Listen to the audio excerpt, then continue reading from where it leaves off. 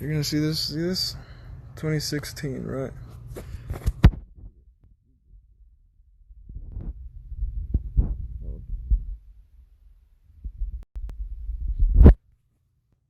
Right. I was in college, trapped in one's reality. Right. Ignorance is a bliss. I'm just gonna read it. I'm not even gonna. Is a common phrase found in the U.S. It means if one does not know something, one does not have to worry about it. What if everything people thought were true was an illusion, while the thing one thought was a lie was in fact going to set people free for being shackled up? How would one feel? How would one react? These are the realizations a certain prisoner had to go through. The Allegory of the Cave by Plato, which is about prisoners being held willingly in an underground cave all their life without any knowledge of the outside world. The symbolism in this allegory is striking to how people in their everyday life tend to see the world. The movie The Island also shows this type of symbolism of ignorance about not knowing the real truth about life and how the made-up lies told to us is what is accepted. Right? I wrote this in college.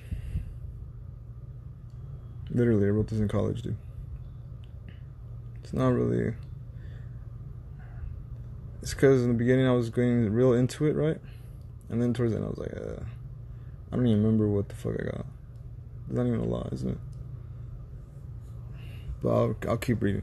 In the Allegory by Plato, Plato explains that one's reality is created by recurring images that one sees. This means that the prisoners who are living underground, who are chained from their neck and legs, which allows them to only see forward, believe that is life. So if you think about it now, why would I ask someone for help? The only thing... So what does that mean? I wrote this myself. The only things the prisoner sees are shadows of themselves and shadows of the passerbys. There is a wall that separates the passerby and the prisoners. Behind the wall is also a fire. The prisoners believe that the shadows are the only thing that matters because that is the only thing they are shown.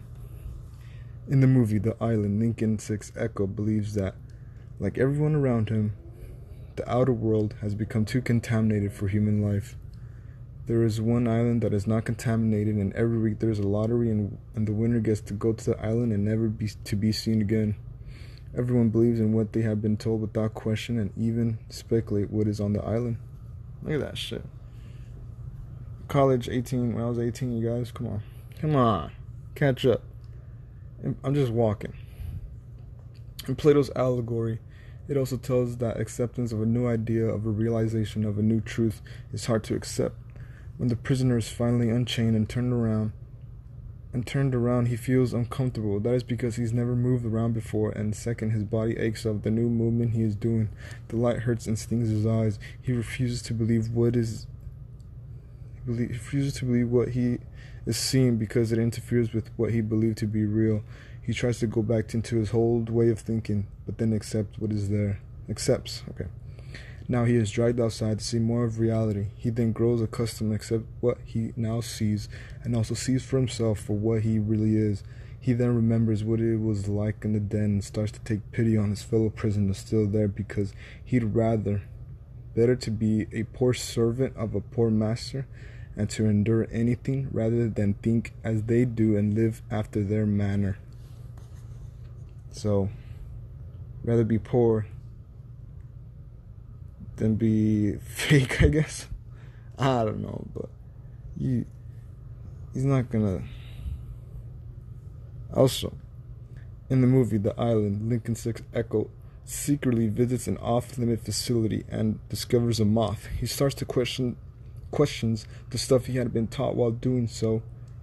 Oh, I forgot a comma. No wonder it looks retarded. Look at that. I already know my fucking.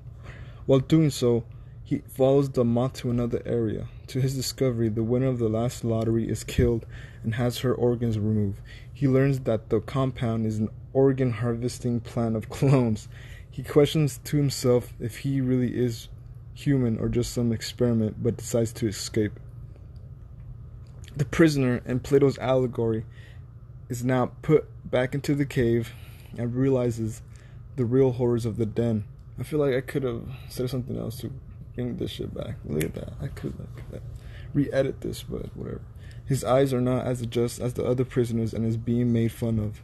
Some are even as far Some are even as far as telling him that if anyone tried to lose another and lead them up to the light, let them only catch the offender and they would put him to death. This shows that the people are afraid of the unfamiliar and or change because people feel cozy with what they believe in. Man, college is fun. The island also shows Lincoln 6 Echo coming back to the compound and is trying to rescue everyone from the human farm they are in. While trying to tell everyone of the outside world he is seen as crazy and is to be captured. With his new acceptance of who he is able to rescue everyone and lets them see for the first time in their life the outside world. The allegory of the cave by Plato and the movie The Island shows how ignorance is not a bliss and does not help one evolve into something better than just being a prisoner. It also shows how one who is open for change is seen as different and pushed away and is always put down. Just like the prisoner in the cave, Lincoln 6 Echo believes what is put in front of him. There is one that separates Lincoln 6 Echo and the prisoner from the rest. Experience. Once they experience something that goes against what both of them thought was true and were told was true is when they learn the true meaning of ignorance and what it causes people to think and what it causes to people who think that way. Or like double talk. Don't be the prisoners who are afraid of change. Be the one who has gone to the outside and raised their awareness of not living like a slave. And then there's my Michael Bay, the Island Dreamer Studio. I'm gonna have my works cited, everything. Look at that shit. Look at that shit, man. Just 4 pages and I pretty much summed it up. I could have probably gone into more detail, but get the idea, right? Yeah, this is what I do. Honestly, I don't remember putting these fucking songs in. Some places 18, 12, 29, 8. Yeah.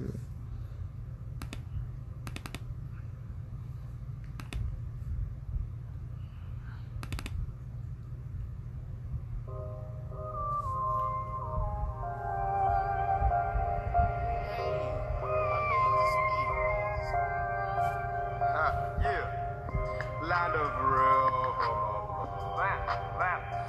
Yeah, that's it. Here I am. What's the call? All around the world, it's the same old song. Playing shocking girls in the dogs. Up in the club with my bros and bubs. Not knowing when we going up. Alright, I'll just leave it at that. Nah. Oh, they have all the. Oh, look, another one. I wonder if I finished this one. Book report. Oh, I didn't. Alright, let's read. What the fuck? How come this shit's all the way in the front? Mr. Van, why? I think that's it. Okay. Take My Breath Away, a novel by Meg O'Brien, is a mystery. The story takes place in Maui, Hawaii. The story is set in the present. This is the story of Kate McKenna. Oh my goodness. And how her world changed upside down by supernatural force. I never even realized that. Kate McKenna has an over-imaginative mind. It is shown when she often daydreams or even thinks of what might have happened when a problem occurs. I think I forgot that word.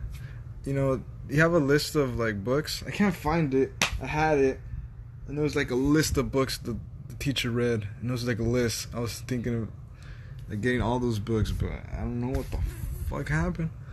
I don't know. I leave it in my room and stuff, but you know, papers disappear or whatever. And we just happen to choose this. I just happen to choose this book, is what I mean. When her camera roll disappears, she believes it was the work of a man who of last night. Damn, I didn't even write this. She believes it was the work of a man of last night who was just staring at her. Alright, I need to get rid of that.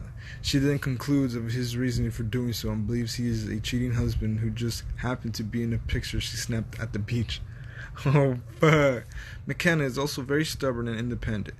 She shows this by doing what she wants to find out what she wants to know. She wants to know more about the man she was with the night before because she feels he is hiding something big. So she asks the hotel about the man and eventually finds out where he lives while also fighting her way through heavy rain. She also shows her stubbornness by finding out what the man she was looking for his purpose, and not wanting to hear his side of the story because of how upset she is. McKenna is on a vacation trip to Maui, Hawaii. Even though she is on vacation, she brings her work with and tends to spend most of her time writing. She's an author and is working on a new story. Furthermore, she is enjoying herself one night and notices that a man keeps on staring at her and doesn't seem to stop.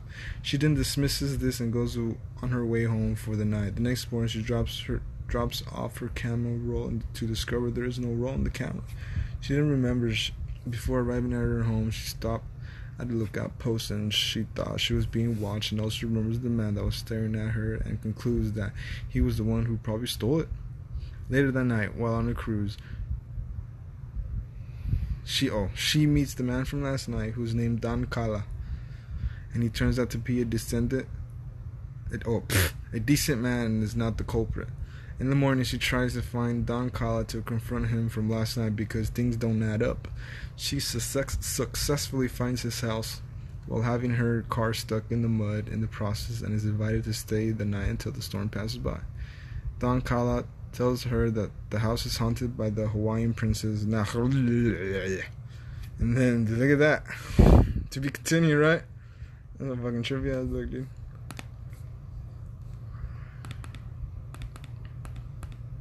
I don't know, I haven't had that shit, dude. On the fucking USB, what the fuck?